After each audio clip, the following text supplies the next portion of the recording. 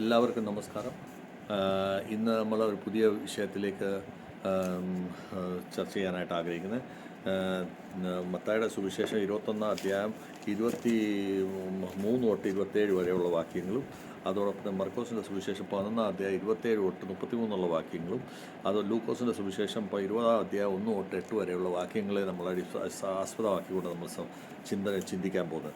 അപ്പോൾ ഇതിൻ്റെ അകത്ത് നമുക്ക് കാണാൻ പറ്റുന്നത് യേശു ക്രിസ്തു യെരുശലേമിൽ അദ്ദേഹത്തിൻ്റെ സുവിശേഷം പ്രസംഗം നടത്തിക്കൊണ്ടിരുന്ന സമയത്ത് ആ സമയത്തുണ്ടായിരുന്ന പരീശന്മാരും ശാസ്ത്രികളും, അതോടൊപ്പം തന്നെ ആ സമയത്തുള്ള അധികാരികളും, അവർക്ക് ഇത് കണ്ടപ്പം അത്ര രസമായിട്ട് തോന്നിയില്ല, അത്ര സൂചിച്ചില്ല.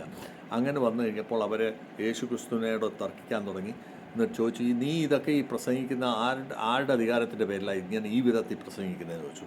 അപ്പോൾ ഈ വിധത്തിൽ പ്രസംഗിക്കുന്ന നീ ആരുടെ അധികാരത്തിലാണെന്ന് ചോദിച്ചു കഴിഞ്ഞപ്പോൾ യേശു ക്രിസ്തു പറഞ്ഞു, അത് ഞാൻ പറയാം. അതായത് മത്തായിയുടെ സുവിശേഷം 21 അധ്യായം 24 വാക്യത്തിൽ അത് ഈ പ്രകാരം പറയുന്നുണ്ട്. ഞാനതിന് നിനക്ക് ഉത്തരം തരാം, പക്ഷേ എൻ്റെ ചോദ്യത്തിന് കൂടെ ഉത്തരം നീ ആദ്യം തരണം. അപ്പോൾ അദ്ദേഹം ചോദിക്കുന്നുണ്ട്, നിങ്ങൾ പറ, ജോൺ ബാപ്റ്റിസ്റ്റ് എന്ന് പറയുന്ന യോഹന്നാ സ്ഥാപകൻ, അദ്ദേഹം സ്വർഗത്തിൽ നിന്ന് വന്ന ആളാണോ അതോ മനുഷ്യനിൽ കൂടെയുള്ള ആളാണോ?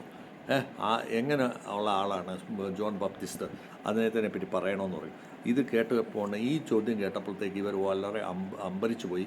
അതോടൊപ്പം തന്നെ അതവർക്ക് ഉത്തരം പറയാൻ പറ്റാതായി, പരസ്പരം പ്രയാസത്തിലായി. അങ്ങനെ എന്ന് വെച്ചാൽ അവർ ജോൺ ബാപ്റ്റിസ്റ്റ് സ്വർഗത്തിൽ നിന്ന് ഇറങ്ങിയ വ്യക്തിയാണ്, സ്വർഗത്തിൽ ദൈവത്തിൽ നിന്നുള്ള ശക്തിയിലാണ് അദ്ദേഹം ഇവിടെ പ്രസംഗിക്കുന്നത്, അല്ലെങ്കിൽ ഇവിടെ ആശ്ചര്യകർമ്മങ്ങൾ ചെയ്യുന്നതെന്നുള്ളത് മനസ്സിലാക്കി കഴിഞ്ഞാൽ ഉടനെ പറയും, നിങ്ങൾ എന്തുകൊണ്ട് ഇത്രയും അദ്ദേഹത്തിനെ നിങ്ങൾ ഇന്നുവരെ വിശ്വസിക്കുന്നില്ല, അദ്ദേഹത്തിന് ഉത്തരമില്ലാതെ പോകും.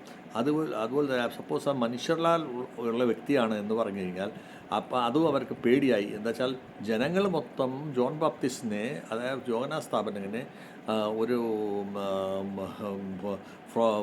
പ്രോഫറ്റൈറ്റ്സ് അല്ലെങ്കിൽ അദ്ദേഹം പ്രോഫിറ്റ്സ് ചെയ്യുന്ന ഒരു വ്യക്തിയായിട്ടാണ് അദ്ദേഹത്തിനെ കാണപ്പെടുന്നത്.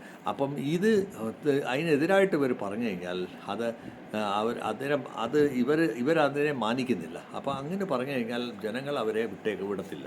അപ്പോൾ ഇതിനാണ് അവർ ഈ പ്രയാസത്തിൻ്റെ പേരിൽ അദ്ദേഹം ഉണ്ടല്ലോ പറഞ്ഞു, ഞങ്ങൾക്ക് ഇതിനെപ്പറ്റി അറിയത്തില്ല എന്ന്. അപ്പം ജീസസ് ക്രൈസ്റ്റ് പറയുന്നു, യേശു ക്രിസ്തു പറയുന്നു, നിങ്ങൾക്കിതറിയത്തില്ലെങ്കിൽ പിന്നെ എനിക്കും നിങ്ങളോട് ഉത്തരം പറയേണ്ട ആവശ്യമില്ല എന്ന് പറയും. അപ്പം ഇവിടെ വെച്ച് നമുക്ക് മനസ്സിലാക്കാൻ സാധിക്കുന്നത്, യേശു ക്രിസ്തു അദ്ദേഹത്തിൻ്റെ ജീവിതത്തിൽ ചെയ്യാവുന്ന ആശ്ചര്യകർമ്മങ്ങളും അതിശയങ്ങളും, അതോടൊപ്പം തന്നെ അദ്ദേഹം കൊടുക്കേണ്ട ഗോസ്പൽ പ്രസംഗങ്ങളും, ഇതെല്ലാം ഉണ്ടല്ലോ ദൈവികമായ രീതിയിൽ അദ്ദേഹം പ്രചരിപ്പിച്ച് നടത്തിയ, അല്ലെങ്കിൽ ആ ദൈവത്തിൻ്റെ പ്രേരണ കൊണ്ട് ചെയ്ത കാര്യങ്ങളാണ്. അപ്പം ഇത് അവിടെ വെച്ച് പ്രൂഫ് ആവുന്നുണ്ട് അദ്ദേഹം യഹോവയുടെ വ്യക്തിത്വത്തിലാണ് ഇവിടെ ജീവിക്കുന്നതെന്നുള്ളത്.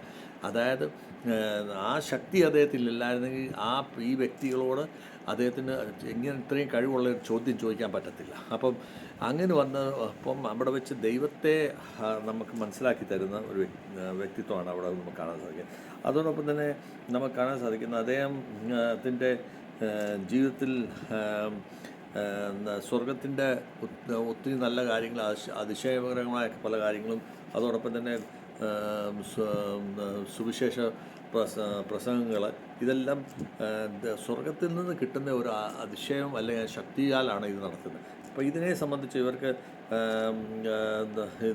ഇവർക്ക് ഒന്നും ഇവരുണ്ടല്ലോ ആ ശക്തിയാലാണ് ഇത് ചെയ്യുന്നത്. അപ്പോൾ ഇതിൽ നിന്ന് മനസ്സിലാക്കേണ്ടത് ഈ ദൈവത്തിൻ്റെ ദിവ്യതയും, അതോടൊപ്പം തന്നെ അദ്ദേഹത്തിൻ്റെ ആ ഗോഡ്ലി പവർ, അതായത് ദൈവത്വത്തിൻ്റെ ഒരു ശക്തി, അതിനെ അവരുടെ യേശു ക്രിസ്തുവിൻ്റെ എല്ലാ ശിക്ഷണത്തിൻ്റെ അകത്തും, എല്ലാ ടീച്ചിങ്ങിൻ്റെ അകത്തും നമുക്ക് കാണാൻ സാധിക്കുന്നുണ്ട്. അപ്പം ഈ വ്യക്തികൾ, അതായത് നമ്മൾ യഹൂദി പരീശന്മാർ, ഇവരെന്ന് പറഞ്ഞാൽ അഹങ്കാരികളും, അതോടൊപ്പം തന്നെ പ്രൗഡ് കാണിക്കുന്ന വ്യക്തികളും, അല്ലെങ്കിൽ അവർ അവർക്ക് എന്തും ഉണ്ട് എന്നുള്ള അഹംഭാവത്തിൽ ജീവിക്കുന്ന വ്യക്തികളാണ്. അതുകൊണ്ടാണ് അവർക്ക് ഉത്തരം പറയാനായിട്ട് അവർക്ക് മടി വന്നത്. അപ്പോൾ ഈ വിധത്തിൽ അവരെ സംബന്ധിച്ചിടത്തോളം അവർക്ക് ഇതിൻ്റെ അകത്ത് ഉത്തരം മുട്ടിപ്പോകുന്നു. അപ്പോൾ നമ്മൾ ഇന്നത്തെ സമൂഹത്തിൽ നമുക്ക് കാണാവുന്നതാണ്. നമ്മൾ എവിടെയെങ്കിലും ഒരു നല്ല കാര്യങ്ങൾ ബൈബിൾപരമായിട്ട് സുവിശേഷ പ്രസംഗം ചെയ്യുമ്പോൾ നമ്മളെ എതിർക്കാൻ പലരും ഉണ്ട്, മുൻപോട്ട് വരും. അതുപോലെ നമ്മളെ ഉണ്ടല്ലോ എതിർത്ത് അവർ വേറെ സ്ഥലത്തേക്ക് നമ്മുടെ വിഷയത്തിനെ ഡൈവേർട്ട് ചെയ്ത് കൊണ്ടു. അപ്പോൾ ഇങ്ങനെയുള്ള സമയത്ത് നമുക്ക് യേശുക്രിസ്തു ഇങ്ങനെയുള്ളവരോട് ചോദിച്ച ചോദ്യത്തിന് അടിസ്ഥാനമായിട്ട് അതിനനുസരിച്ചുള്ള ചോദ്യങ്ങൾ നമ്മളും ചോദിക്കാനായിട്ട് ബാധ്യസ്ഥരാണ്. നമ്മൾ അതിന് ബൈബിൾ പഠിക്കണം. അപ്പം ബൈബിളിനെ നമ്മൾ ആസ്പദമാക്കിക്കൊണ്ട് ഓരോ കാര്യങ്ങൾ നമ്മൾ ചോദ്യം ചോദിച്ചു കഴിഞ്ഞാൽ ഇവരുടെ ഉത്തരം മുട്ടിപ്പോകും. അപ്പോൾ അതിന് വേണ്ടി നമ്മൾ എപ്പോഴും തയ്യാറെടുപ്പോടുകൂടി നമ്മൾ ജീവിക്കണം, പ്രാർത്ഥനയോടുകൂടി ജീവിക്കണം. ഈ നോയമ്പ് സമയത്ത് ദൈവം നമുക്ക് ആ ഒരു അവസരം തന്നിട്ടുണ്ട്. ആ അവസരത്തെ നമ്മൾ വിനിയോഗിക്കണം. നമ്മുടെ ജീവിതത്തിൽ നമ്മുടെ ജീവിതത്തിനെ ക്രമപ്പെടുത്തി കൊണ്ടുപോകാൻ പറ്റും എന്നുള്ളത് നമ്മൾ ചിന്തിക്കേണ്ടതായിട്ടുണ്ട്. ഇത്രയും കാര്യങ്ങൾ നമുക്ക് മനസ്സിലാക്കാൻ സാധിക്കുന്ന ഈ അവസരത്തിൽ നമ്മൾ ഈ പറയുന്ന